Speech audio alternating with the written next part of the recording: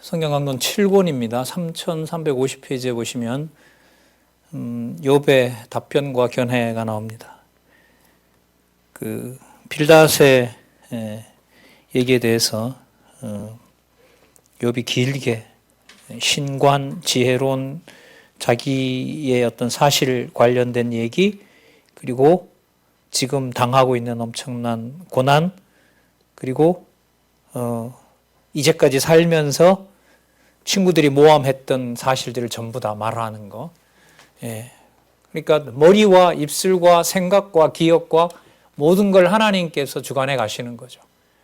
때로는 말하게 해서 이해도 시키지만 때로는 말하게 해서 오히려 공격을 받게도 하시고, 그 다음에 말 못하게 해서 억울하게도 하시고, 말 못하게 해서 하나님만 생각나게 하시고, 어떤 게 좋고 나쁜지 우리는 알 수 없어요. 그거 모든 걸 하나님께서 정해놓고 하시는 거죠.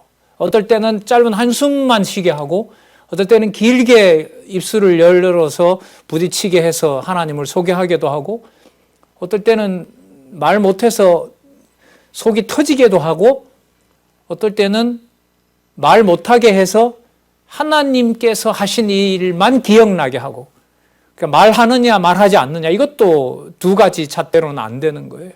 자, 그럼 보자고요. 하나님께서 이번에는 그 욥으로 하여금 마지막 얘기를 일단 다 하게 해요. 이게 마지막 이제 입술을 지켜준 이유가 바로 여기 이제 나타나거든요. 먼저 26장에서부터 27장에 보시면 신관을 진술합니다. 욥이 친구 빌닷의 주장을 듣고 지혜와 지식이 없다는 것을 책망합니다. 그리고 반박합니다. 26장 1절, 욥이 대답하여 가로되 네가 힘없는 자를 참 잘 도왔구나. 기력 없는 자를 참 잘 구원하였구나. 숨기지 말고 뭘 더 꺼내놓으라 그러고, 그 숨겨놨던 금까지 더 해서 잘하면 하나님께서 잘 해줄 거라고 그렇게까지 했다고 하면서 3절에 지혜 없는 자를 참 잘 가르쳤구나. 큰 지식을 참 잘 나타내었구나. 네가 누구를 향하여 말을 내었느냐? 네 신이 내게서 나왔느냐? 너 도대체 뭔 생각으로 그런 얘기를 했느냐? 그 올바른 지혜가 아니다라고 변명을 합니다. 지금 여기 여러분 26장 1절에서부터 4절에 보면 욥이 친구들을 좀 비꼬지요. 왜? 그죠? 답답해서. 그러니까 욥의 말로 이렇게 욥이 낮추려고 하잖아요, 지금. 그죠? 그러니까 하나님 이렇게 몰아갔어요. 이걸 하나님께서 이런 태도까지도 나중에 다 책망합니다. 책망해요. 아까 친구들도 참 잘 낮추더라. 너 그렇게 한번 해봐라. 비꼬기도 하고 반박도 하고 너희도 한번 너가 드러내보고. 그래서 욥이 아무 소리도 안 합니다. 욥이 그렇게 대답하죠. 얘 대답해봐. 이러니까 욥이 한 말씀 하나도 얘기 안 하겠습니다. 하나님 그냥 듣겠습니다. 이러죠. 그리고 책망을 막 하나님 폭풍처럼 그 번개가 번쩍하고 막 폭풍 소리가 하늘을 가를 듯이 내려 때리는데도 거기서 욥이 아무 소리도 못하게 하시죠. 그리고 나중에 42장에 가면 그 유명한 구절이죠. 내가 귀로만 들었었더니 이제는 눈으로 봅니다. 그 말 한마디 딱 꺼내게 하시는 것이 회복입니다. 그럼 이렇게 잡으면 되죠. 지금 왜 이렇게 힘들게 하느냐? 하나님 기억나게 하고 하나님 말씀 듣게 하려는 거예요. 뭐 다른 건 없어요. 그리고 거기서 너무 원망하지 않고 말씀을 더 듣고 싶은 마음 주는 거. 이게 우리 호금하우스의 가장 이상적인 거죠. 지금 보고 있지 않습니까? 몸 너무 아픈데 와서 들을 수 있는 귀는 아직 고장이 안 됐으니까 듣고 싶은 마음이 얼마나 간절한지 가족들과 갈등이 생기는 것도 저희들 지금 듣고 있잖아요. 자식은 여기 잘 모르니까 그 어머니가 어디 잘못된 데 빠져가지고 저렇게 교회를 다른 어떤 교인들처럼 그 신천지인가요? 거기처럼 저렇게 가고 싶어 한다라고 하니까 부모 입장에서 너무너무 안타까운 거죠. 힘든 상황을 말씀을 통해서 듣고 싶은데 자녀는 어디 잘못된 데 빠져서 교회에도 수백 군데가 곳곳에 널려 있는데 아무 데나 가면 되지? 꼭 여기 와야 되냐라고 그렇게 했을 때 글쎄 저도 그런 상황이 벌어지면 별 수 없겠지만은요. 단지 여러분들 얼굴 보고 싶어서 오시는 게 아니잖아요. 이 정확한 지식, 하나님에 대한 살아계신 증거, 이게 있는 동안 자연스러운 거죠. 그 욥으로 하여금 결국 견디게 한 것은 끝까지 그 입술에서 한탄이 나오기도 하지만은 하나님을 바르게 알고 있는 것은 한 번도 하나님이 무너뜨리지 않았죠. 근데 그게 욥 스스로가 자기가 만들어 나갈 수 있는 게 절대로 아니라는 걸 우리가 지금 너무너무 분명하게 살펴보고 있는 거예요. 자, 욥의 인간적으로 욥의 지식이 얼마나 출중한지 한번 보겠습니다. 이 말을 욥이 지금부터 다 해요. 하나님 이걸 또 물어요. 근데 하나님 앞에서는 욥이 이 말을 안 해요. 나중에 38장에 가면 이 내용이 또 나옵니다. 근데 하나님이 묻지 욥은 대답 안 해요. 자, 26장 5절. 음령들이 죽은 영입니다. 큰 물과 수족 밑에서 떠나니 하나님 앞에는 음부도 드러나며 멸망의 웅덩이도 가름이 없습니다. 너희들 날 보고 숨긴다고 하는데 하나님께서 그 음부에 숨어 있는 것까지 하나님이 다 들춰낸다. 그리고 하나님이 나를 치시는데 너네들이 다 캐내서 그걸 너네들이 사실 증거로 잡으려고 하지 마라. 이 지혜 없는 인간들아. 이렇게 이제 막 노발대발하는 거죠. 7절 그는 북편 하늘을 허공에 펴시며 땅을 공간에 다시며. 여러분 허공에서 지구가 돌아가잖아요. 욥이 그걸 다 알아요. 아주 대단한 학자죠. 이런 면에서 보면 물을 빽빽한 구름에 싸시나 그 밑이 구름이 찢어지지 아니하느니라. 우리 이 저자의 고민이 5학년 때였잖아요. 뭐 친구가 둥근데 지구에 매달려 있으면 한국에서 밑으로 떨어져야 되는데 안 떨어지니까 그 얼마나 소년에게 그 고민이 많이 되겠어요. 그리고 여러분 구름이 저렇게 빽빽한데 그게 어느 정도로 농도가 모여야 빗방울이 되잖아요.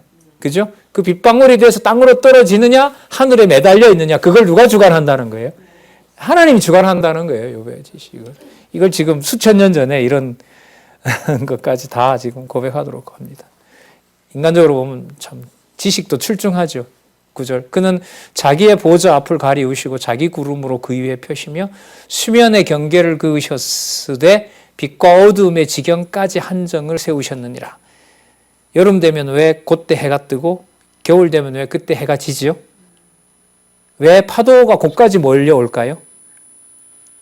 왜 서해안 썰물이 다른 구간이 아닌 곳까지만 몰려올까요? 그걸 다 누가 정하셨다는 거죠?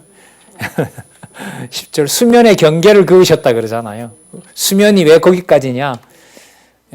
빛과 어두움의 지경까지 한정을 세우셨느니라. 그가 꾸짖으신 즉 하늘 기둥이 떨며 놀라느니라.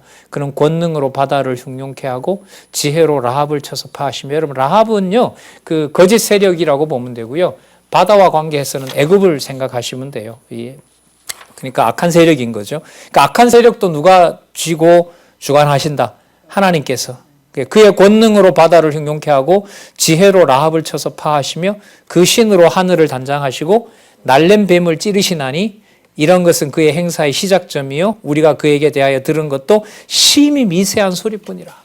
내가 마치 잘하는 것처럼 얘기했는데 사실 하나님 앞에서 보면 내가 가진 거 아무것도 아니라는 건 나도 알고 있다. 그런데 이걸 나중에 하나님이 또 왜 물으냐 말이에요. 저는 이게 고민이 많이 됐어요.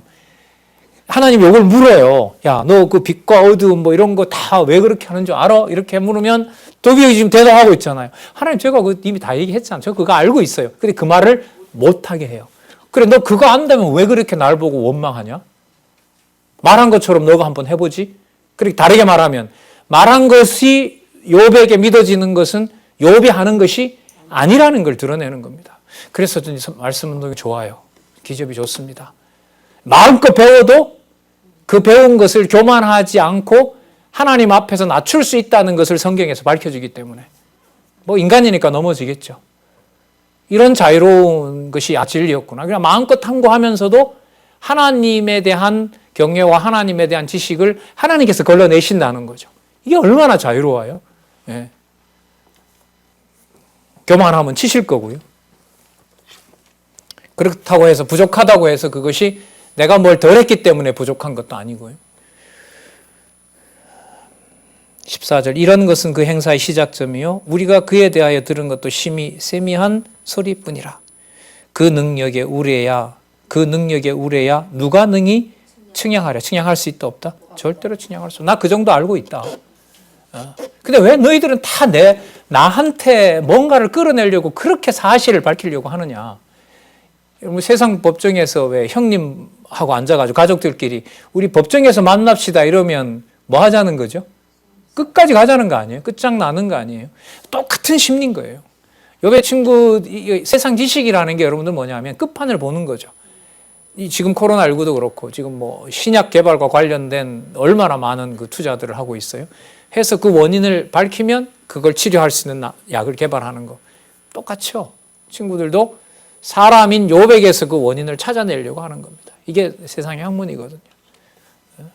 그래서 자식을 혼낼 때도 그러잖아요. 엄마 무조건 잘못했어요. 안 돼요. 무조건 잘못했다고 하면 안 받아줘요. 조목조목 잘못한 거 끌어내야 그 다음에 용서해 주려고 해요. 참 사악한 거죠. 그러니까. 자기가 듣고 싶어하는 지식을 자기가 얻어내야 용서고 뭐고 갑니다. 참 사악하더라고요. 진짜. 저도 참 애들 키우면서 진짜 많은 치명적인 실수들을 많이 했는데요. 그러면서 욥의 친구들을 반박하라고 우리가 욕기를 배우는 건 아닌 거죠. 자, 볼게요. 27장에 보면 욥이 자기 주장을 굽히지 않는다고 하나님께 맹세합니다. 왜냐하면 틀린 말은 아니니까요. 욥이 또 비유를 들어 가로되 나의 의를 빼앗으신 하나님, 나의 영혼을 괴롭게 하신 전능자의 살아계심을 가리켜 맹세하노니, 그 의를 빼앗고 영혼을 괴롭힌 분이 누구라는 것을 전제해요. 전능자가 살아계신 증거라는 거예요. 이걸 나는 놓고 싶지는 않다는 거예요. 이걸.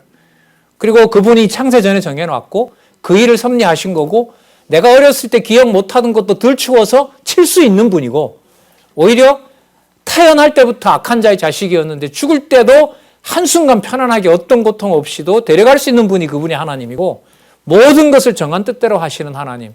나는 그 하나님에 대한 지식에서 나는 양보 못한다. 나의 생명이 아직 내 속에 완전히 있고 하나님의 기운이 오히려 내 코에 있는 이름, 이걸로 보면 망가지는 욥인데 머리에 영혼은 생생한 거예요. 생생한 거예요. 우리 호크마 하우스에서 이제 그래도 10년 전에 봤을 때는 그래도 우리 권사님들 70대 혹은 60대 계셨던 분들도 있었는데 10년 지나면서 이제 몸도 기운도 좀 쇠하시고 기억력도 없으시다라고 하지만 그건 우리가 말하는 기준이죠. 호크마가 지혜 아니에요. 한글로 풀면 호크마 하우스는 지혜원인 거죠. 원로원보다 더 높은 데가 지혜원이에요. 그게 바로, 그래서 본래 취지대로 그 호크마 하우스에 지금이야 이제 장안중앙교회 우리 식구들만 있지만은 원래 이거는 우리 기지협에 다 개방된 거 아닙니까? 연수도 그렇게 해왔고, 그리고 누구든 들어와서 이제 그 지혜를 공유할 수 있도록 하셨는데 하나님이 잠시 이제 어렵게 하셨다고 보고요. 그걸 하나님께서 좀 풀어주셔서, 근데 좀 달라지는 면은 있어요. 그때는 저 같은 연구원만 혼자 했는데 이제는 아닌 환경이 됐어요. 저 혼자 안 해도 돼요. 같이 동력해서 그 한 시간을, 몇 시간을 맡기실 분들도 하나님 그 시야에 많이 준비해 놓으셨기 때문에 하나님께서 이 환경을 좀 와서 말씀으로 잘 충실한 말씀으로 그 영혼이 무장되어 있는 어른들도 만나고 또 동역자들은 같이 거기에서 연구할 수 있고 그런 상황으로 갔으면 진짜 좋겠어요. 물론 우리 자녀들 늘 우리 이 저자 얘기대로 주말 별장으로 그렇게들 아름답게 쓰여졌으면 진짜 좋겠습니다. 3절에 보면 가로로 묶여 있는데요. 욥의 총기를 하나님은 계속해서 허락을 하고 있어요.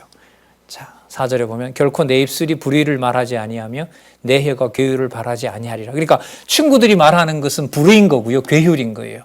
거짓말이라는 거죠. 뜻대로 하시는 여호와에 대해서 욥은 여기 지금 이 고백으로 보면 나는 절대로 거기 양보할 수 없다. 나는 그 하나님을 나는 믿고 있다. 이렇게 지금 고백하는 거죠. 5절에 나는 단정코 너희를 옳다 하지 아니하겠고 죽기 전에는 나의 순전함을 버리지 않을 것이다. 내가 지금 이때 순전함이 도덕적인 게 아닙니다. 내가 믿고 있는 이 신에 대해서 난 죽을 때까지 나는 버리지 않겠다. 지금 죽어도 이건 이거다. 이렇게 되는 거죠. 내가 내 의의를 굳게 잡고, 이때 이 내 의의라는 게 내가 뭘 잘해서 내 의의가 아닙니다. 하나님께서 당신에게 생각나게 하는 그 진리가 욥이 어떤 조건이 좋기 때문에 기억나게 하는 거예요? 아니면 하나님이 정하신 자고 하나님의 뜻을 드러내는 거예요? 후자인 거예요. 후자인 거. 예. 이런 말들 참 하고 살았으면 좋겠어요. 끝까지. 죽기 전에는 나의 순전함을 버리지 않을 것이다. 죽기 전에는 이 말씀 이거 분명한 거 이건 내가 절대로 놓을 수가 없다. 어떤 상황에 직면해서라도 이걸 하나님께서 지켜주셨으면 좋겠어요. 내가 내 의를 굳게 잡고 놓지 아니하리니 일평생 내 마음이 나를 책망치 아니하리라. 여러분 이걸 여러분 그 다음에 나타나는 이 엘리후라는 이 젊은 이 후배가 듣고 있거든요. 그 26장에서부터 26, 27, 28, 29, 30, 31장까지 욥이 쫙 진술하는 하나님에 대한 지식을 그대로 엘리후라는 이 후배 이 젊은 이 놈이죠. 나타나서 그대로 다시 반복합니다. 그런데 한 구절을 딱 집어넣어요. 그렇게 말하는 그 전능자인 여호와에 대해서 당신이 회개하면 돌려놓는다. 그렇게 얘기를 합니다. 그래서 26장에서부터 31장까지 내용은 엘리후가 말할 수 있는 근거를 제공하게 됩니다. 연상적으로 보면. 그래서 보세요. 32, 33, 34, 35, 36, 37장 이게 전부 이게 엘리후 얘기예요. 이 엘리후 얘기가 누구 걸 반복하냐면 26, 27, 28, 29, 30, 31장 욥이 했던 얘기를 그대로 받아들여요. 그래서 욥이 했던 말과 엘리후가 했던 말을 동일하게 놓고 보면 거의 얘기가 똑같아요. 똑같아요. 그럼 누가 나타나서 제대로 믿는지 안 믿는지를 밝혀줘야 돼요. 그렇죠. 그래서 38장에 하나님이 등장하시는 거예요. 왜 저는 이럴 때 나타나는 게 불만이고요. 진짜 한 대 첫 결혼할 때 나타나서 빨리 좀 정리해 주시지. 근데 이미 욥이 대답을 해줬죠. 심판 때를 정해놓은 분이 누구다? 언제 나타나서 언제 판단하실지를 하나님이 정해놓았다. 그걸 욥을 입에서 통해서 우리는 좀 전에 살펴본 겁니다. 자, 보겠습니다. 27장 7절에서부터 12절 욥이 빌닷의 신관이 잘못되었다. 그러니까 전능자를 너는 잘못 알고 있다. 이겁니다. 7절 나의 대적은 악인같이 되고 일어나 나를 치는 자는 불의한 자같이 되기를 원하노라. 사곡한 자가 불경건하고 신성모독하는 자가 이익을 얻었으나 하나님이 그 영혼을 취하실 때에는 무슨 소망이 있으랴. 환난이 그에게 임할 때에 하나님이 어찌 그 부르짖음을 들으시랴. 그가 어찌 전능자를 기뻐하겠느냐. 항상 하나님께 불러 아뢰겠느냐.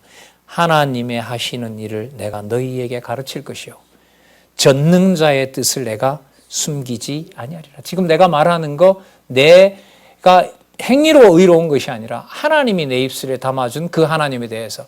그러면 여러분 4장에서부터 5장에서부터 시작하는 욥의 이 변론만 쫙 모아놓고 보면 한 입 가지고 두 말 한 적이 있어요? 없어요? 없어요. 계속해서 주어를 하나님으로 놔요. 그리고 하나님께서 몸을 사단에게 점점 더 맡겨요. 그리고 말했던 그 말과는 달리 하나님에 대한 원망이 쏟아나와요. 그리고 욥은 그걸 보면서 또 괴로워해요. 그냥 맞아 죽으면 좋을 텐데 왜 이렇게 불만이 나올까? 그런데 욥의 친구들이 봤을 때는 뭐하게 보여요? 하니 가지고 하나님 한다고 했다가 변명은 원망은 원망대로 다 하니까 저게 뭔가 숨기고 있다라고 이렇게 말하는 거예요. 여러분 이게 우리 생활 아니에요? 일상사가 아닙니까? 집안에 저는 뭐 어렸을 때부터 교회에서 어쨌든 자랐는데 교회 문화에서 저희 나중에 믿으신 분이 저희 할머니인데 설 때나 연말이 되면 진짜 괴로운 거예요. 어린 마음에. 자꾸 이렇게 할머니 그때 교회 안 나지셨거든요.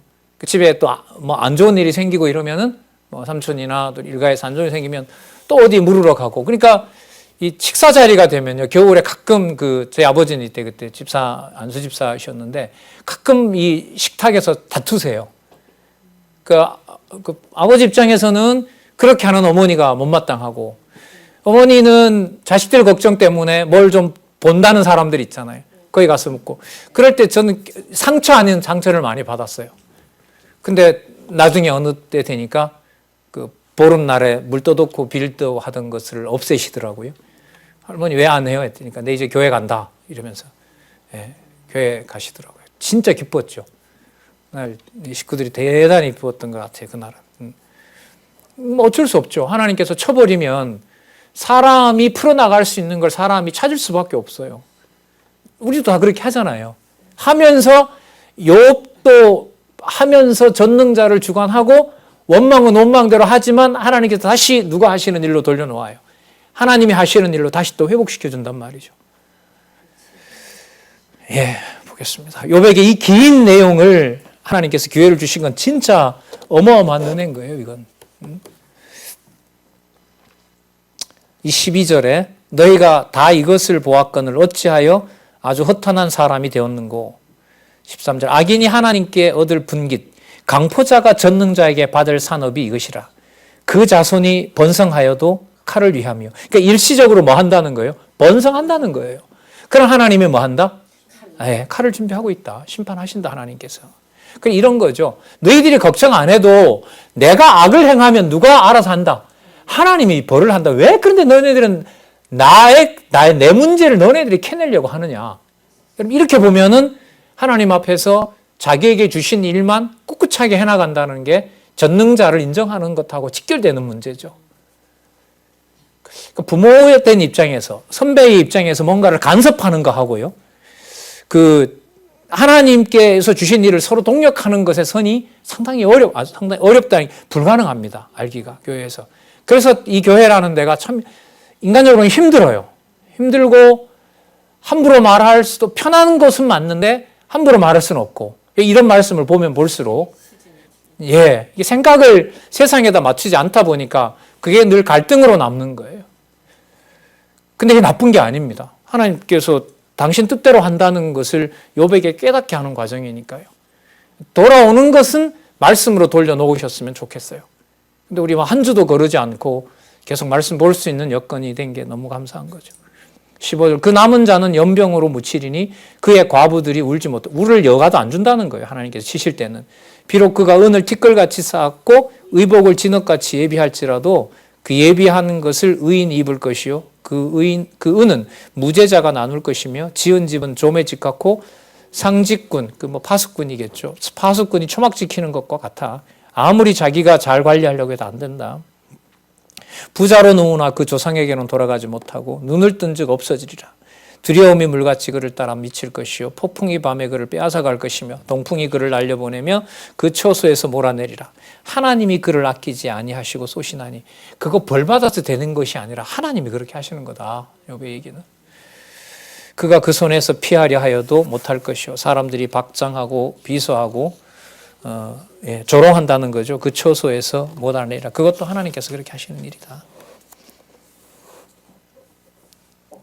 자, 여러분 3556페이지에 보면은요, 이게 지금 아주 좀 수준이 높은 이 본문을 주석을 하고 있는데요. 두 번째 단락부터 한번 읽어볼게요. 자, 악인의 결국에 대해서 욥의 주장은 앞서 욥이 주장한 내용과 모순되는 것으로 비춰진다라고 했는데요. 앞부분에 보면 여러분 친구들은 뭐라고 하냐면 악인은 반드시 망한다라고 했잖아요. 그죠? 근데 욥이 뭐라고 했냐면 망하지 않는 악인도 있다. 이게 욥의 그 반박이었어요. 자, 근데 지금은 욥이 뭐라고 하면 지금은 이제 욥이 뭐라고 얘기하냐면 악인은 반드시 망한다라고 했어요. 악인은 반드시 망한다. 아무리 회개해도 악인은 반드시 망한다. 자, 그런데 욥의 친구들은 또 뭐라고 하냐면 회개하면 악인이라도 뭐 해준다? 용서해준다. 그러니까 욥이 아까는 악인은 반드시 망한다고 했다가 지금은 욥은 반드시 망한다고 했다가 지금은 욥은 아무리 회개해도 악인이라면 반드시 뭐 하게 된다? 망한다. 그러니까 그 내용을 여기서 이제 두말하는 것처럼 보이는데 그게 그렇지 않다라는 거죠. 자, 아까 얘기는 망하지 않는 악인도 있다라는 말은 친구들이 악인은 반드시 망한다라고 하는 거죠. 그럼 하나님의 섭리 과정에서 보면 악인이 뭐 할 수도 있다. 안 망할 수도 있다. 근데 지금 욥이 말하는 악인이 망한다는 것은 하나님이 정해놓은 악인이라면 반드시 뭐 한다? 망한다. 그래서 욥이 한 이 말이 왔다 갔다 하는 말이 아니에요. 그걸 요 3356페이지에서 말하고 있는 거예요. 그래서 좀 어려운 말이긴 한데 이렇게 정리가 되어 있어요. 세 번째 줄에 한번 보시기 바랍니다. 친구들이 욥의 고난을 죄악에 대한 보응이라고 공격을 받았을 때는 욥이 그들의 주장을 반박하는 과정에서 악인도 형통할 때가 있다. 그러니까 악인이 다 망한다고 하니까 욥이 뭐라고 하는 거예요? 아니다.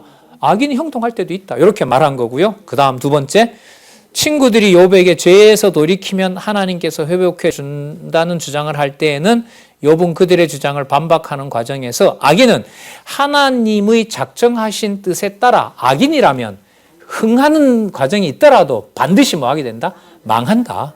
그러니까 전자는 그 밑에 내려와서 보시면 하나님의 섭리의 과정을 말하는 거고요. 그럼 과정에서는 악인이 뭐 할 수 있어요? 흥할 수 있죠. 그러나 악인이기 때문에 궁극적으로는 반드시 뭐예요? 심판을 당하는 거예요. 그래서 이 말이 욥의 말이 충돌하는 것이 아니다. 하나는 뭘 얘기한 거고 과정을 말하는 거고 하나는 궁극적인 거 정해놓은 걸 얘기하는 것이다. 그러다 보니까 여러분 이 욥기 내용이 이게 그냥 듣고 그냥 그런가 보다 이렇게 안 돼요. 이게 전부 다 어떻게 되어 있어요? 앞에 말을 가지고 와서 반박하고 연결하고 또 연결하고 욥이 어떨 때는 그 서로 충돌하는 말을 하는 것 같기도 하고 그래서 이 욥기뿐만 아니라 나머지 다 성경이 다 그렇죠. 그리고 우리로서는 더 사실 확인을 하고 부담 가는 내용이 페이지가 다 이렇게 다 연결이 되어 있고 그 페이지는 연결이 되는데 말은 전부 다 끊어서 한다는 것도 말이 안 되잖아요. 예, 거기에 이제 긴장을 많이 하는 거죠. 자, 욥의 높은 지혜가 어느 정도까지 가 있는지 한번 28장에 가서 한번 살펴보도록 그렇게 하겠습니다. 27장, 28장에 보면 지혜론을 진술합니다. 하늘 위의 지식도 출중하고요. 너무나 잘 알고 있고 땅 속에 있는 금광을 캐내오는 지식도 지질학도 대단해요. 이 사람이. 28장 1절 은은 나는 광이 있고 연단하는 금은 나는 곳이 있으며 철은 흙에서 취하고 동은 굴에서 녹여서 얻는다. 사람이 흑암을 파하고 끝까지 궁구하여 음예와 유황 중에 광석을 구하되 여러분 번역이 뭐 좀 어렵게 되어 있는데 이런 거죠. 여러분 그 석탄 같은 거 캐려면 막장 내려가야 되잖아요. 그 어두운 데까지 뚫고 가서 거기 가서 뭐 한다. 그냥 그 보석을 얻어오기도 하고 또 중요한 그 석재를 가져오기도 한다. 자, 이 말을 왜 하는지 한번 볼게요. 4절 사람 사는 곳에 멀리 떠나 구멍을 깊이 뚫고 발이 땅에 닿지 않게 달려내리니 멀리 사람과 격절되고 흔들흔들 하느니라. 지면은 식물을 내나 지하는 불로 뒤집는 것 같고 우리 마그마가 끓고 있잖아요. 우리 이 지구 멘탈로 중간으로 가면 그 돌 가운데 남보석이 있고 사금도 있으며 그 길은 솔개도 알지 못하고 매의 눈도 보지 못하며 위험스러운 짐승도 밟지 못하고 사나운 사자도 그리로 지나가지 못하느라. 그러니까 내가 좀 안다고 입으로 얘기했는데 이 미천한 것으로 하나님의 존재를 아는 것처럼 말하는 것이 말이 된다 안 된다 안 된다 이러면 지금 이 과정이 뭐냐면요. 하나님이 지금 회복시켜가는 과정이에요. 흥하게 하는 과정이라고요. 그러니까 말을 많이 하게 하면서 자기 자신을 돌아보게 하고 어느 시점에 가서 하나님이 나타나서 하나님께서 이제 흥하게 하시는 과정으로 가면 됩니다. 그래서 이 말은 나중에 욥이 안 해요. 하나님이 요걸 묻는데 하나님 나중에 요걸 물어요. 짐승과 천지와 이런 걸 묻거든요. 질문을 하는데 욥이 제가 아까 다 얘기했잖아요. 하나님 이 말을 안 해요. 왜 안 할까요? 그래 알아? 그건 아는데 왜 날 보고 원망하냐? 그렇게 많이 알면서 그렇게 말하면 그렇게 보면 하나님의 지식을 깨닫게 하는 것과 그게 믿어져서 하나님을 찬양하는 것과 그걸 누가 다 주관해 가신다? 하나님께서 주관해 가신다. 이게 전능성입니다. 이게 전능성이에요. 9절 사람이 굳은 바위에 손을 대고 산을 뿌리까지 무너뜨리며 돌 가운데로 도랑을 파서 각종 보물을 눈으로 발견하고 시냇물을 막아 스미지 않고 감추었던 것을 밝은 대로 내느니라. 그 다음에 재밌어요. 그러나 지혜는 어디서 얻으며 명철의 곳은 어디인고? 안다 모른다? 모른다. 그 모든 것을 만드신 하나님은 그렇게 찾아 땅으로 들어가고 하늘 높이 올라가서 본다 한들 알 수가 없다. 그래서 너희들이 내만 안다라고 하는데 아니다. 내 지식은 이런 면에서 미천하다. 그리고 이걸 나는 죽을 때까지 이런 지식에 대해서는 난 놓을 생각이 없다. 그래서 하나님이 나타나실 때는 이 욥이 얘기가 끝났을 때 아이고 그 어려운 상황에 너 참 잘 견뎠다 하고 하나님께서 안아주시든가 보듬어 줘야 될 텐데 그게 또 아니에요. 왜? 아까 하나님한테 대적했던 거 있잖아요. 원망하고 그 넘었던 선을 하나님 바로 잡아주셔야죠. 말씀은 교훈과 책망이 따르니까요. 13절 그 값을 사람이 알지 못하나니 사람이 사는 땅에서 찾을 수 있다 없다? 없다. 지혜와 청명은 못 찾아요. 깊은 물이 이르기를 내 속에 있지 아니하다 하며 바다가 이르기를 나와 함께 있지 아니하다 하느니라. 깊은 물 바다를 어떻게 알 수 있겠어요? 욥이 지혜의 값은 무슨 보물로도 비교할 수 없다라고 얘기를 합니다. 정금으로도 은으로도 오빌의 금으로도 수만으로 남보석으로도 어떤 것도 바꿀 수 없다고 하고요. 18절 산호나 수정으로도 말할 수 없나니 지혜의 값은 뭐보다? 홍보석보다 귀하거나. 어쨌든 지혜의 값은 보석과 비교할 수 없는 하늘에 속한 것이다 는 거겠죠. 자, 그 다음 이제 하나님 쪽으로 무게를 실어서 정리해 갑니다. 20절, 28장 20절. 그런즉 지혜는 어디서 오며 명철의 꽃은 어디인고 모든 생물의 눈에 숨겨졌고 공중의 새에게 가리워졌으며 멸망과 사망도 이르기를 우리가 귀로 그 소문은 들었다 하느니라. 23절 보세요. 하나님이 그 길을 깨달으시며 식별하신다 이 말이죠. 있는 곳을 아시나니 이는 그가 땅끝까지 감찰하시며 온 천하를 두루보시며 바람의 경중을 정하시며 하늘바람, 옵새바람, 태풍 이거 전부 다 하나님께서 경중을 조절하시는 거죠. 물을 대어 그 분량을 정하시며 우리 매일매일 비 오면 강수량 측정해 주잖아요. 오늘 그만큼 왜 내렸을까요? 왜 오늘 100mm 왔고 내일 200mm 올 건가요? 답이 여기 나오네요. 물을 대어 그 분량을 누가 정하셨기 때문에? 하나님이 정하셨기 때문에. 비를 위하여 뭐 하시고? 명령하시고 우레의 번개를 위하여 길을 정하셨더라. 여러분 번쩍하면 번개가 왜 저쪽에서 쳐서 일로 오고 어떨 때는 이쪽에서 쳐서 일로 올까요? 우레의 번개를 위하여 번갯길을 하나님이 정하셨대요. 에이, 말이 그런 거죠. 여러분 그 욥의 지식으로 보면 완벽해요. 맞죠? 완벽하고 지식으로 보면 하나님께서 뭐라고 할 수 있냐 하면 그 준 지식 가지고 임마 너는 나한테 한탄하지 말고 그대로 받아들이지 너 왜 못하느냐 이렇게 추궁해도 될 정도로 지식은 완벽해요.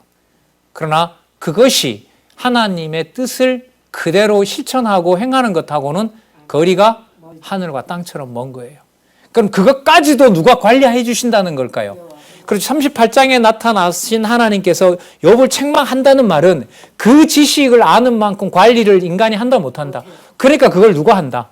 내가 한다라는 것이 바로 흥한 것에 흥하게 하시는 여호와의 핵심이에요. 이건 책망을 벗어나서는 설명이 안 돼요, 이게. 그래서 여러분 우리 개론에 시작할 때 보면 이제 3페이지에 나오죠. 무슨 눈이라고 그래요? 죄인의 눈이라 그러죠. 그럼 죄인은 여러분 무지무능이거든요. 무지하고 무능한 거란 말이에요. 욥의 경우로 보면 대단히 유식한 것처럼 얘기하잖아요. 근데 그게 하나님에게 찬양으로 이어지는 것은 누구 손아귀에 있어요, 이게? 전적으로 하나님의 손에 있는 거예요. 그걸 성경신학에서는 신학의 주관자가 인간이 아니라 누구다? 성령 하나님이다. 이걸 너무너무 강조하는 거예요. 자, 27절. 그때의 지혜를 보시며 선포하시며 굳게 세우시며 궁고하셨고 누가요? 하나님이. 또 사람에게 이르시기를 자, 주를 경외함이 지혜요. 악을 떠남이 명철이라 하셨느니라. 전도서의 잠언의 서론이 벌써 시작이 되네요. 주를 경외함이고 지혜요. 악을 떠남이 명철이라. 그러면 여러분 여호와께서 그 욥에게 지켜주신 것은 그 입술에 지혜를 지켜줬다는 말은 누구 주어가 계속 나오게 했어요? 하나님이 주께서 전능자가 했죠. 그럼 그게 주를 경외함인 거예요. 그래서 말 끝마다 우리 속된 말로 말 끝마다 여호와가 주어로 나온다는 것은 여러분 예산 일은 아니에요. 변명인지 아닌지는 하나님 알아서 하시겠죠. 너무 변명하게 되면 하나님이 지실 거고요. 적어도 이 순간에 하나님 이름만은 불렀으면 좋겠다는 절박한 마음도 주실 거고요. 너무나 싸구려처럼 쓰시면 귀하게 쓰도록 하나님이 또 뭐 하게 할까요? 그 이름을 귀하게 돌려놓으실 거고요. 그게 바로 주를 경외하게 하는 과정입니다. 그럼 여기서 악을 떠났다는 말은 누구와 하나님에 대한 지식을 썩지 않게 하세요? 아까 욥으로 보면 친구들과 세상의 기준으로 보는 하나님과 욥이 깨닫게 된 하나님을 뭐 합니까? 섞을 수가 없는 거죠. 여기는 타협이 없습니다. 이게 우리 단계로 말하면 양육 다음에 무장이고 그게 바로 투쟁이죠. 그래서 지혜와 명철을 모르면 명철로 보면 과거에 했던 모든 일들이 누가 그렇게 한 것이다? 하나님이 한 것이다. 자, 이 무슨 말씀이냐면요. 조금 전에 28장에 보면 지혜와 명철을 누가 주셔야만 된다? 하나님이 주셔야만 된다. 그런데 28장에 가서 29장에 가서 뭘 하냐면요. 과거에 자기가 누렸던 영화로운 것들을 다 얘기해요. 그럼 순서가 한번 보세요. 아까 26장, 27장에서 신관에 대해서 어떤 하나님인가에 대해서 그 우주 만물을 동원해서 설명을 했어요. 그런데 그 우주 만물에 대한 지식을 알고 있다고 해서 하나님은 아느냐? 모른다. 그래서 28장에 뭐가 나왔냐면 지혜와 명철은 누가 주셔야만 된다? 하나. 그러니까 세상을 아는 지식을 가지고 있다고 해서 지혜와 명철을 갖는다? 아니다. 그러면 내가 과거에 영화롭게 살았던 시절에 그 일들도 내가 한 것이 아니라 세상 만물을 알고 있던 지식과 하나님께서 무엇을 더하여서 지혜와 명철을 더했던 일이다. 그게 여러분 29장에 나오는 과거 일을 진술하는 겁니다. 이게 순서가 그렇게 진행합니다. 그런데 30장에 가면 뭐 하냐 하면 하나님께서 내 몸을 너무나 고난 가운데 치고 계신다. 그래서 내 걱정은 뭐냐 하면 몸을 더 쳐서 하나님이 나에게 줬던 그 지혜를 하나님이 뺏어갈까 봐 겁난다. 그러면 흥하게 해주신다는 말은 뭘 흥하게 해주셔야 돼요? 뺏어가지 말고 하나님이 주신 지혜와 명철이 생각나면 되는 거죠. 그럼 죽기 전까지 하나님께서 목숨을 욥에게 붙여놓는다라는 말은 무엇과 무엇을 주시겠다는 거죠? 지혜와 명철을 주시겠다는 거죠. 저는 그게 이제 이 상상도 할 수 없는 이 호쿠마 하우스에 담겨있는 의미라고 봐요. 지금은 좀 그냥 우리가 어떤 시간이나 어떤 공간 문제 때문에 하는 거지만 시간이 많이 흘러서요. 저도 뭐 한 30년, 20년 지나서 또 살아있다면은 우리 심장노님 나이 정도가 됐을 때는 이 호쿠마에서 뭐 더 나쁜 일이 생겨도 돼요. 더 힘든 일이 생겨도 되고. 그러나 내가 보고 경험한 것으로 본다라면 하나님께서 지혜와 명철을 주셨다는 의미에서 이 공간의 이름이 무슨 하우스였다? 호쿠마 하우스였다라는 것을 저는 굉장히 기쁘게 생각할 것 같아요. 그때까지 일이 진행이 계속 이어지면 더할 나위 없이 좋고요. 그런 일이 생기지 않았을 때는 그때를 회상하면서 하나님이 그런 경우를 만들어 주셨다는 것으로 생각만 해도 좋은 시간을 저는 지금 보내고 있다고 봐요. 왜냐하면 욥의 말년이라는 게서 말년에 욥을 흥하게 한다는 것이 결국은 지금 보면 뭘 다 회복해 주시는 거예요. 지혜와 명철을 통하여 누가 살아계신 증거로? 하나님 살아계신 증거로 보여주고 있거든요. 여기에 한번 곰곰이 생각해 보시기 바랍니다. 우리 여기 수술 많이 하신 우리 어른들 계시지만은 어쨌든 살려놓고 왜 그런 것들을 그때마다 그렇게 몰아쳤을까 싶은데 욥의 입을 통해서 또 욥의 입술을 이 꺼풀이라 그랬죠. 이 꺼풀을 하나님이 뗐다 붙였다 하는 것에 하나님이 목표를 어디에다 두고 섭리를 해 가시는지 여기에 답이 나오는 거죠. 자, 좀 더 보겠습니다. 과거를 진술합니다. 2절에 보면 내가 이전 딸과 하나님이 나를 보호하시던 날에 지냈던 것 같이 되었습니까? 여러분 몸을 너무 치니까 자꾸 뭐가 회상이 나요. 그때 너무 좋았는데 안 그렇겠어요? 저도 이 3층에 있다 보면 과거에 같이 4명이 앉아서 삼겹살이나 고기 구워 먹을 때가 좋았는데 생각 안 날 수가 없죠. 근데 물론 그게 좋은 생각이 아니라 지금 욥의 이 과거 진술은 누구 주어로 놓고 보는 거죠. 그렇죠. 이게 아니면 그냥 과거를 현실이 불만족스러우니까 과거 좋은 때 기억하는 것밖에 안 돼. 그건 세상에도 해요. 그게 핵심은 아니죠. 3절 그때는 그의 등불이 내 머리에 비추었고 내가 그 광명을 힘입어 흑암에 행하였었느니라. 흑암에 행해도 끄떡 없었다는 거죠. 내가 강했던 날과 같이 지냈으면 그때는 하나님의 우정이 내 장막에 있었으며 그때는 전능자가 오히려 나와 함께 계셨으며 임마누엘이네요.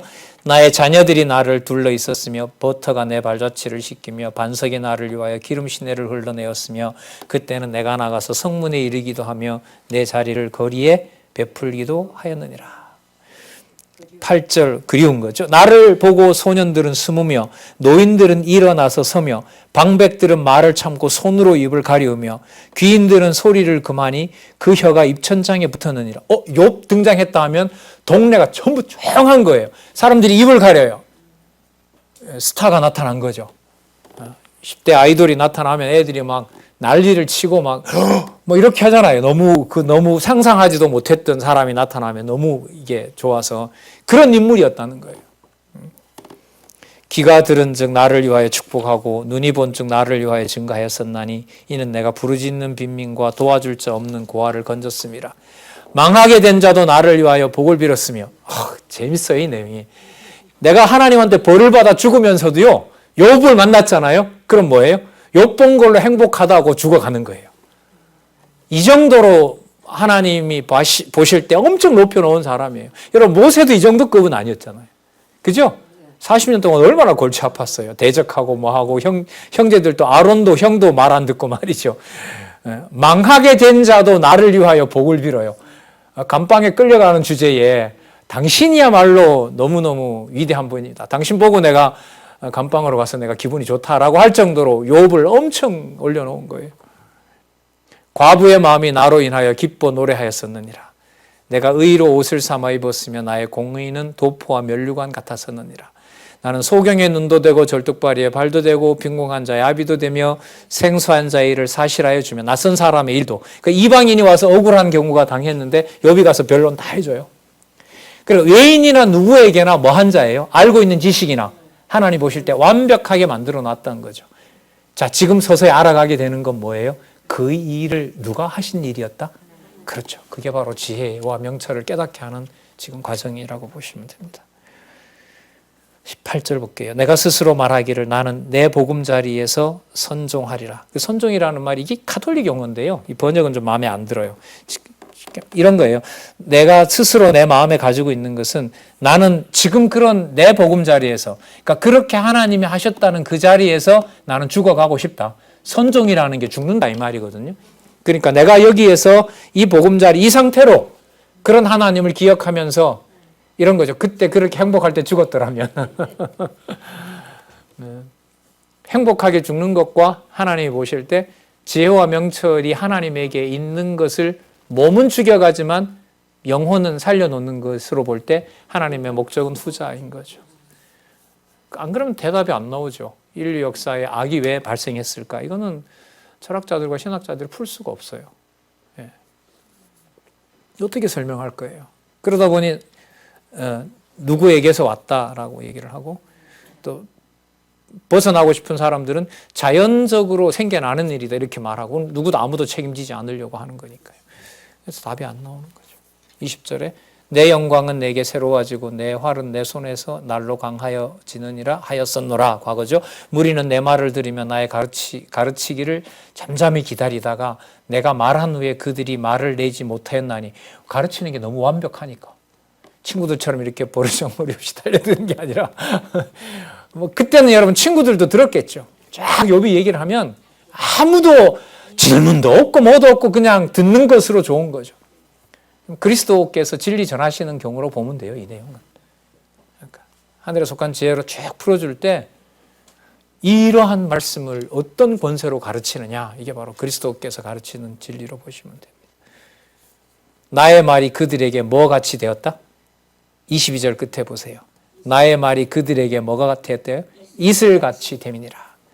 달콤한 거예요. 그 말이. 그들이 나 바라기를 비같이 하였으며 입을 벌리기를 늦은 빛 기다리듯 하였으므로 그들이 의지 없을 때에 내가 웃어줬고 동정하면 그들이 나의 얼굴빛을 무색하게 아니하였느니라.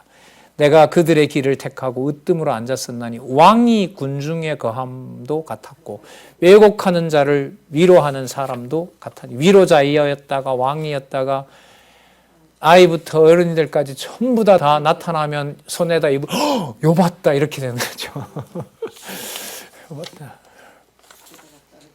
그런 과거의 일들을 추억하면서 그 일 속에서 앞부분에 얘기했던 누구의 지혜?